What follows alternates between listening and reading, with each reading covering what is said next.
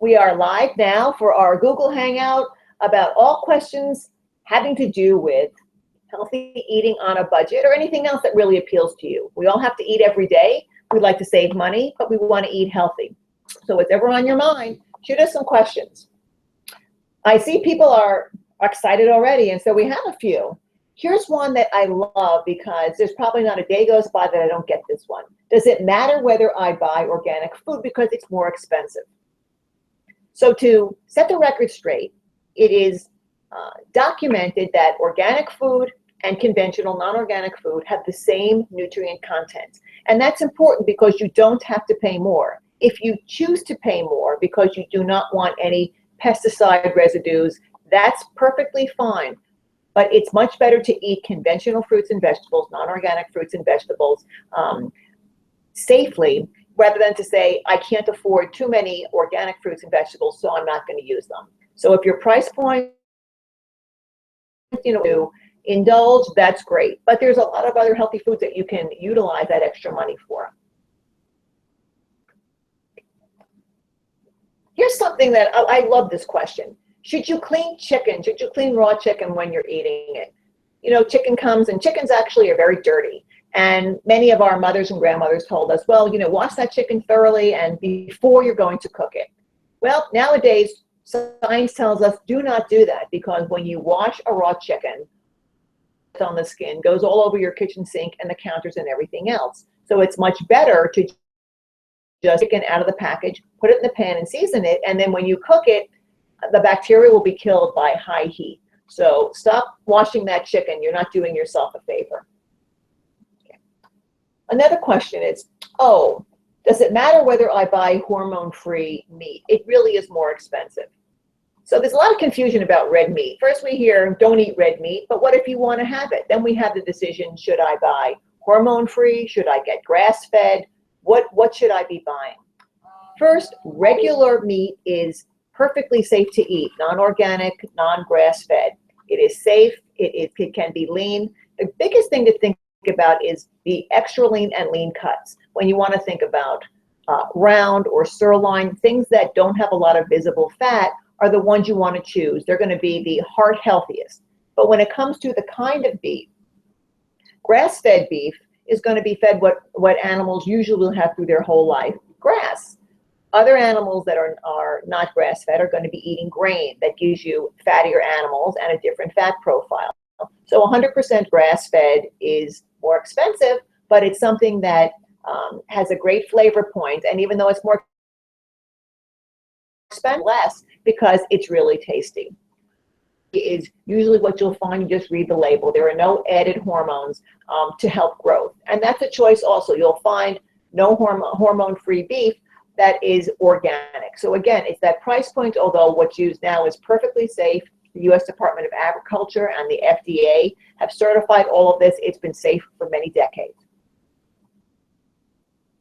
One of my favorite all-time questions, of which there's sort of a vague answer. Can I eat foods after they've expired? So you see these sort of recommended things that are very confusing on packages. It can say best if used by, best taste if used by.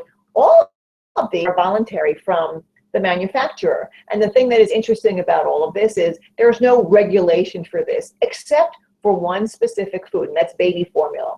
When that says expired, it must be removed from the supermarket shelves and cannot be sold, because the nutrients can decline for infant formula. But all of these things of best if used by, avoid using after X date is only for optimal taste and flavor. So food is going to be safe to eat when it's expired. In fact, there are some off-label markets that sell things like crackers and other packaged foods that say best if used by, but they're perfectly safe to eat and you can re-season them. So it is good to do that, to buy them. But remember, once you've opened the package, all bets are off. It's only going to be good for 3 to 5 days for fresh foods, and the packaged foods usually within a few weeks because it's opened.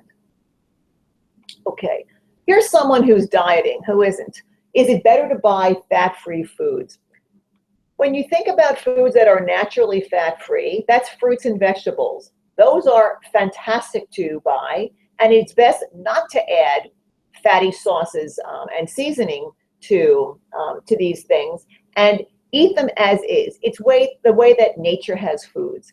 To look for processed and prepared fat-free foods is not a good idea, because oftentimes in packaged foods, when you cut out the fat, you cut out a lot of flavor. So if it's a dessert or even something like bread, often other sugars are put in to offset the flavor, because fat and sugar go together, not necessarily always giving you something that tastes super sweet, or super creamy, but the combination together is something that makes a big difference. So when it comes to fat-free packaged foods, that doesn't make it healthier. There can still be loads of calories. So fat-free is not the buzzword for calorie-free.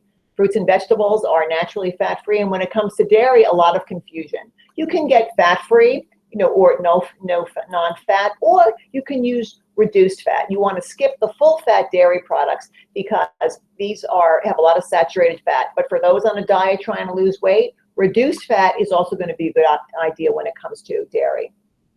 So here's someone I'm happy to see does a lot of meal prep at home and does a lot of freezer meal prepping to save time on busy weeknights. So some recipes call for putting all the meat in raw with the veggies and then freeze it and then cook it all at once after thawing. That safe to do? There are recipes that will have ingredients, put everything in the freezer.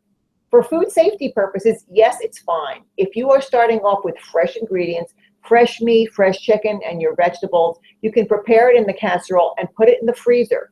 It will stay fine for several months. What does not happen is if something is spoiled or has any part of it that's spoiled, when you put it in the freezer, the bacteria are not killed. If you take it out and thaw it out, it will continue to spoil. So the best thing to do is make sure all these foods are fresh. You can prepare them for cooking, put them in the freezer, thaw them in the refrigerator. You cannot thaw things at room temperature, because bacteria can start to multiply. So, another issue is if you choose to cook everything and then freeze thaw in the refrigerator, you can do it one of two ways. But the main way is how you're thawing it out. So if you're going to thaw it out, keep it in the fridge for a day or so before you cook it. Or it can also go from freezer to oven, as long as you've got a heat-safe container. That's big. A lot of people have the problem of cooking things and they stick something that's not oven safe, and it can't go from super cold to super hot. Oh, another good question. Should I buy frozen fruits and vegetables or fresh? Fresh is really more expensive. Well, yes, fresh fruits and vegetables are more expensive, but here's really the good news when it comes to frozen fruits and vegetables. The nutrient content is the same. So if you buy fruits and vegetables that are frozen, you can get things that are out of season. And most importantly, there's no food waste. That's hugely important, because how many times do we come back with pricey things like berries, half an eaten container, and then we have to throw them away? When you are getting frozen fruits and vegetables, you can use as you need them. Now, the taste is going to be a little different. Nothing's going to taste like fresh fruits and vegetables, but the taste is really acceptable. You can use them in smoothies or drinks. You can eat them frozen. One of the best frozen sweet desserts for those with a sweet tooth are frozen cherries right out of the freezer. You just buy the bag, there's no pits, and you can pop them in your mouth like little teeny popsicles. So, here's something. I like that. This is one where I think a lot of us have kind of been duped with this. Should I buy in bulk? So should I go to the big box stores and get these giant, boxes of cereals and packages of 6 romaine heads in a package, thinking, boy, this looks really good? It depends upon who you are cooking for or serving in your family. Oftentimes there's a lot of waste, because what looks really good on those giant shelves, number one, barely fits in your refrigerator or in your pantry. So think about what your use is going to be. We all have good intentions. So if you're not cooking for 5 or 6 people who eat salad every day, it's probably not a good idea to buy that 6-pack of romaine.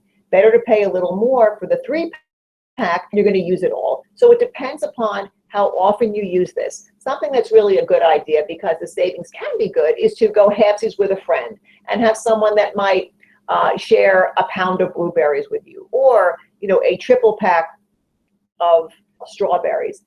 something, because you can get the good savings in bulk, but be careful what you're doing. And don't be fooled. You have to look for the unit price, because it's not always cheaper for both foods and for paper goods like toilet paper or paper towels, or even bottled water.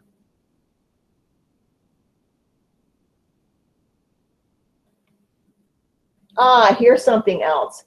How long can I leave my leftovers? I mean, oftentimes we think, well, I'll stick it in the fridge and it's there, I don't know, a week or two.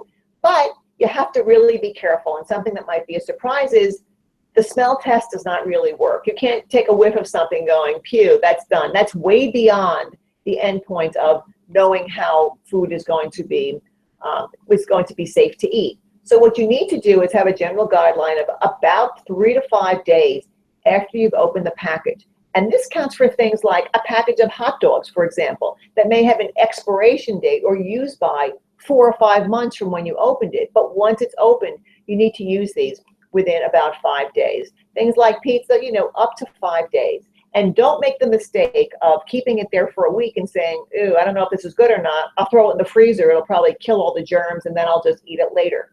Throw it out. And again, a nice guideline for that is, when in doubt, throw it out. And remember that smell test does not indicate that it's bad. You're way beyond that endpoint. So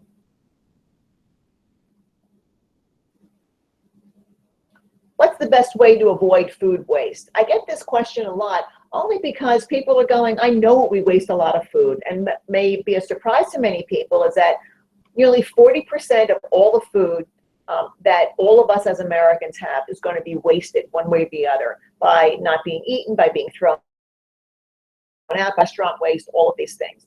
The best thing is to go shopping when you're not hungry, because if you have eaten a meal and go shopping, you'll be much more likely to stick to a list and not buy for things that look good because you're really hungry. Make a list and stick to it. And also, when you want to save money, if you're looking in the grocery stores, it's funny because the store knows, as you know, that, gee, all of those end caps, those end racks, that's where all the specials are. Now, people start to look for that, but oftentimes they're not cheaper at all, and they're not specials. They're things that people expect to be cheaper on these ends, and so they just will put them there, and people will buy them.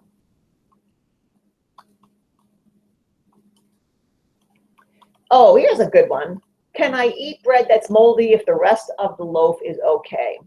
This is a good question, because when people start to see a little bit of mold on different foods, the answer is different depending upon the food. So for bread, when you see some mold on the bread, it's best to throw it out, because even if you can't see mold in the rest of it, it can have a moldy taste because the mold can still be there and not be visible to you. So if you want to take part of the loaf and throw it away and start midway, oftentimes if you eat it or you're toasting it, you're going to find it's got that moldy taste. It won't make you sick, but it's not good to do. And especially if there's any moldy food, if you have infants and toddlers in the house, or seniors, or people that have a compromised immune system, if they are having treatments for cancer or other ailments, you have to be very careful with fresh foods that are not spoiled or even a hint of this. Now, when it comes to cheese, the answer is a little different. If you have a hard cheese like Parmesan cheese or a block of cheddar cheese, and you see a little mold on it, you can cut off with an extra little piece of the rim, maybe a quarter of an inch. You can cut that mold off, and then use the rest of the cheese safely and securely. Wrap it in saran wrap or cheesecloth and put it back in your fridge. So that's going to be something that you can use after if you see a little bit of mold. But it's always best to not buy in bulk and buy what you can eat for the next few days. And I know that's hard and people are busy, but even if you're shopping once a week, don't overbuy, and take a look at expiration dates, which oftentimes are going to tell you again about the optimal taste. But if your family, for example, are not big bread eaters, don't buy 3 or 4 loaves of bread, because you can buy one and get one free.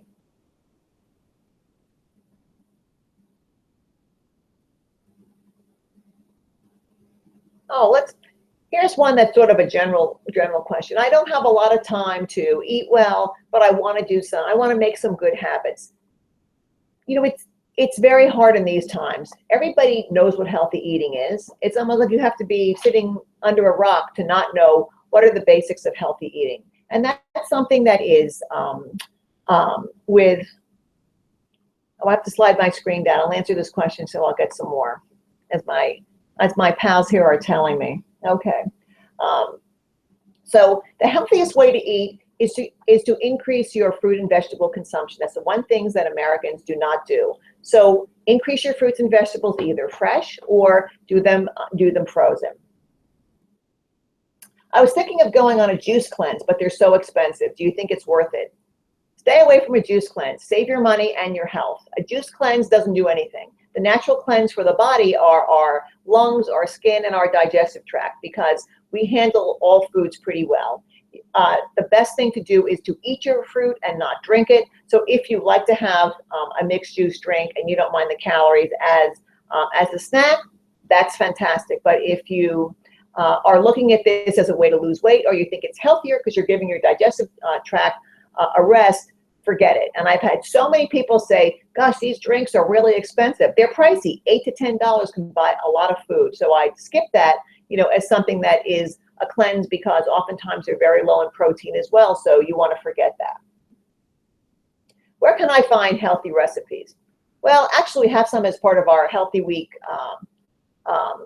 resources, which I think by the end of the chat I'll be able to tell you. I don't have that offhand, but go online. You can go to food.com, healthyeating.com, cookinglight.com. You can actually just Google the words healthy recipes, and then you can scan things for what appeals to you. You can hone it down to 4 ingredients. It can be quite elaborate, but it can be really needs or budget as well. So I'm trying to go gluten-free, but it's so expensive. I'm not allergic to gluten, so do you think it's worth the expense? Very few people need to go gluten-free for medical reasons. These are people with celiac disease, and this is a GI disorder, and it is diagnosable and it's treatable. These are people that's most certainly because their digestive tract cannot absorb it. There is a large group of people, and you can assess yourself, that are gluten sensitive, meaning that when you have wheat-containing products, you may feel a little bloated or have a little excess gas, and you can avoid this. If there's no downside to having wheat and wheat products, go for it. It doesn't help you to lose weight. It doesn't help you to cure any ailments, but it is very expensive if you are looking for things that are gluten-free, that are specialty products for celiac disease. If you're not allergic to gluten and you don't have any issues, there's no reason to do this. It simply means a gluten-free bread could be a bread made with rice, because that's not a non-wheat product. So be careful when you start to look for that, because unless there are health reasons for you to do it, it's really not necessary. And again, you can use all that extra money to buy better foods. Is coconut oil better than other oils? Okay, when I answer this question, I'm always hesitating because I feel like people are going to throw rotten tomatoes at me. Coconut oil is not a healthy oil. Yes, it's a vegetable oil, but it is highly saturated. So there's been a lot of internet brouhaha, often by self-professed experts, that it's better for you. It is not. It has the same calories as other oils. It is saturated fat. And when you think of coconut oil, if you've ever seen it, it's not liquid at all. It's a solid. And any fats that are solid at room temperature are the way that's an indication of artery clogging fats. It's solid. It looks like a tub of Crisco. So it's something, it is not better for you than other oils. It's not healthier. So be mindful of all the oils that you use. And if you like coconut oil, use it sparingly, because it is saturated. It's not digested differently from the body. So beware about eating carbohydrates. Well, there's so much carb bashing. That seems to be the most fun that people have with any kind of food. The idea is that there are different kinds of carbohydrates, and where we have to think about is processed carbohydrates, and that's cakes and candies and all these things that are processed. When you think about carbohydrates in nature, there are fruits and vegetables. These are carbohydrates, but they have a lot of water. When you think of starchy carbohydrates, bread, rice, pasta, and potatoes and corn, these are fiber-rich carbohydrates. So you want to stick with whole grains, meaning fiber-rich carbohydrates in moderate amounts. They are healthful, but they have a lot of calories, and it's really hard for people to eat a smaller amount of these things. So carbohydrates are part of normal eating. We do have a requirement for these. but stick with fiber-rich whole grains of real foods and limit processed carbohydrates, which often are big sources of hidden calories, fats, and sugars. Oh, late night eating. Here's somebody who's just like me, and there's millions of people like us. How to avoid this late night eating? Because, it's something that when we buy food, we're thinking, gee, we're having a good day. At nighttime, the stressors of the day of work and family are often gone. Eating food late at night is a big problem for many, many people. And part of it is not avoiding it altogether. When do you eat dinner? So if you plan your eating where you need to eat about 8 with one snack or not. If you go to bed at midnight, but you're eating dinner at 6, you do need a snack around 9 or 9:30. Pre-plan your eating day to allow yourself and give yourself permission to have 200 calories or so in the evening. That's really important. So it's something that you do have control over this. And if you understand that it's a stress eating phenomenon, include food about 200 calories, but also other activities that help to reduce your stress and distract you. And so that's something that can help. It's not an easy answer, but allowing yourself a snack at night and then cleaning out a drawer, doing something interesting that distracts you from additional eating, and reach out for some social commentary. Okay. What's a diet that a busy person can follow to lose weight? Mindful in cutting your calories. You can do something, you can create your own meal replacement strategy that will be economical and takes the pressure off of food. You can have something like a skim milk latte for breakfast, or you can have a small yogurt and a fruit. You can use frozen dinners for lunch and for dinner that are calorie controlled and they're moderate in salt, fat, and sugar. These are the easiest things to do. Have some meal replacements. A great dinner that you can have night after night is to start with a rotisserie chicken. Already cooked, get a bag salad and you're done. Or you can use the meat from the rotisserie chicken that's reasonably priced, and you can use them for everything and make some to put it on top of a salad or put it into a tortilla. So these are the kinds of things you want to think about. Oh, here's someone with an 11-year-old vegetarian child. This is great to try new, inexpensive sources of protein. So when people say vegetarian, they mean a lot of things. Typically, it's no meat, sometimes fish, sometimes chicken. But two of the best economical sources of protein are eggs. Eggs are the most digestible form of protein. They are phenomenal, and you can use them in a million ways. Tofu, and people think soy, ick, I don't know if that's something good. You don't start out with a block of tofu, especially for a new vegetarian eater. Get things like Boca burgers or things that are soy hamburgers or veggie burgers, things that are shaped like chicken strips, because these are soy, they're vegetarian, but they look and taste somewhat familiar. And then gradually go to these less familiar sources like tofu chopped up in a stir fry or in a salad instead of chicken. But it's a big leap to just jump to that. But soy and eggs are a great source. Also, Greek yogurt plain that has fruit in it as sort of a dessert or a snack. It can also have vegetables in it. And this is something you can put cucumbers and onions. And this is something that's a very European style of Mediterranean eating. But using that as a kind of a sour cream base, but Greek yogurt with vegetables is another fast lunch or snack. Are smoothies a good meal replacement? And what about meal replacements? Well, kind of covered that a little bit in, what can busy people do? Meal replacements are great because they're calorie controlled. They have, a good nutrient balance. The problem is when you think of a smoothie, smoothies are just an excuse to have something that's usually a high-calorie drink that's filled with sugar and some fat and dumping in some protein powder. Because you could have a bowl of soup and a turkey sandwich, calories that it would be for a typical smoothie. Even a medium smoothie is going to be about 600 calories. So a smoothie in general is not going to be a good meal replacement, but it can be a modest snack if you choose carefully and if you know the calories that are in them, because even a small can have 300 or 400 calories, way too much for a snack. And like I said earlier, you always want to eat your fruit and not drink it. So is it okay to snack? I've heard we should eat several small meals a day, but I'm not sure if this is the best way to lose weight. When it comes to losing weight, one size does not fit all for sure. And snacking is okay or not okay depending upon yourself. You do not need to snack. All this fueling all day to keep ourselves going. We don't do anything. Most of us are sitting around. So eating 3 times a day is going to be useful, and you don't need any snacks.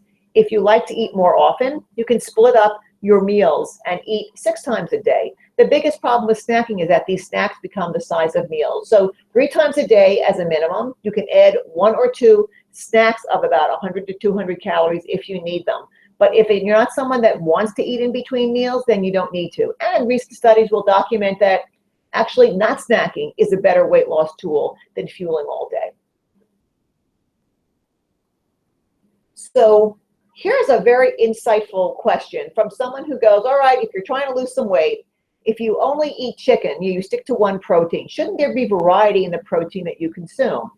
So the answer is sort of yes and no. From the point of view is you can eat chicken every day. It's a complete protein, and it gives you all the amino acids, those building blocks of protein that you need.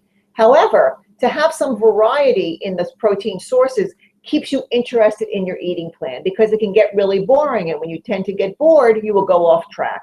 So if you experiment with fish or lean red meat or vegetable sources, plant sources of protein, that will help to keep you engaged. So is it okay to eat things like canned soup? It's cheap and easy to make, but I get worried about the salt and the preservatives. Okay, here's the news flash about soup. It is preserved, it has a lot of sodium. If you do not have a problem with high blood pressure or a tendency to high blood pressure or anything wrong with your salt and water balance or blood pressure, you can have some soup now and then. That is the regular canned soup. That's going to be oftentimes about 1/3 to 1/2 of your salt intake for the day. So when you do have it, have a lower salt intake for the other foods that you're eating. To have it 2 or 3 times a day is probably not a good idea, because the nutrient density is not going to be good enough. But it is okay to have some canned soup. If you have a problem with your blood pressure and need to moderate your salt intake, you can also buy reduced sodium soup.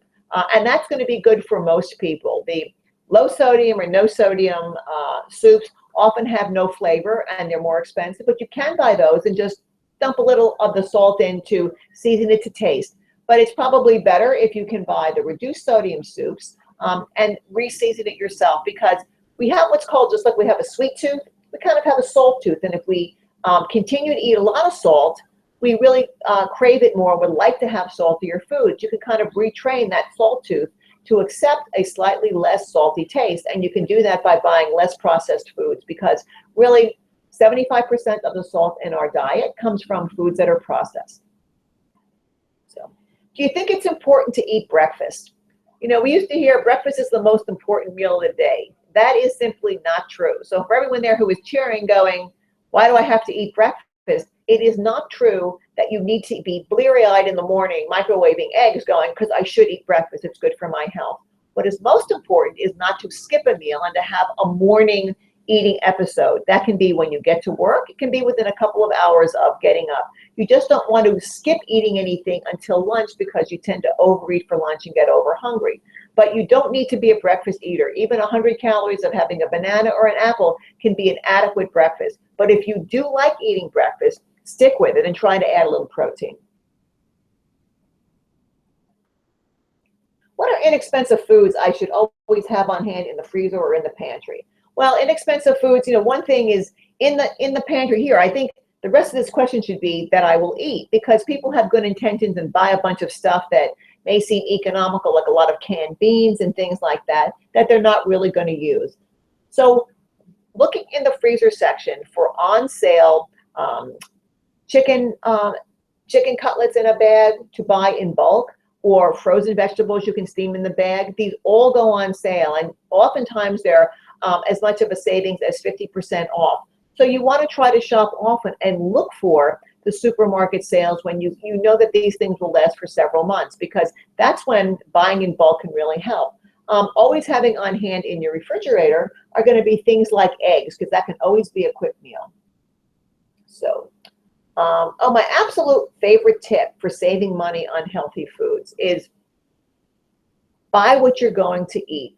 I've learned this lesson the hard way in terms of how to to sit. You look at things and going, boy, I love this, and you'll see a giant head of broccoli going, well, I'm just one person, but I will use this for a side dish. I'll make some soup. I will, turn it into a salad, and then, a week later, it's a yellowing head, rotting in your refrigerator. So the important thing is to buy what you're going to use, not meaning shopping every day, but aiming to use the food that you have. And if you're out of ideas, go online. So we're almost out of time, but I have time for one or two more questions. And I want to say that if you still have another question and we're out of time, you can just email these questions, and I will answer them later in an email that we'll send right back to you. So, here's a water question that is fantastic. Is it true that drinking 8 ounces of water before meals will help you to jumpstart metabolism? What's the right amount to drink every day? So water does not jumpstart your metabolism. Cold water, warm water, whatever it is. We want to have water. It helps digestion. But the right amount varies upon the person. That rule of having 8-ounce cups a day is really not true. Drinking for thirst is the most important thing. But that takes a certain mindfulness. When you feel the least bit thirsty, you need to drink. So that might be six glasses of water. It might be 8 ounces. And things like tea and coffee and fruits and vegetables that are mostly water count as well. So it doesn't have to be all water. So stick for at least 5 to 6 glasses a day, and be mindful of this. But there's no recommendation that is science-based. It's more when you're thirsty. And the best indication is look into when you go to the bathroom, take a peek in the toilet, and your urine should look like pale lemonade. Kind of sounds gross, but it really works. Thanks, everybody, for a great hangout. Let me know if you have any other questions, and we'll get right back to you with some answers.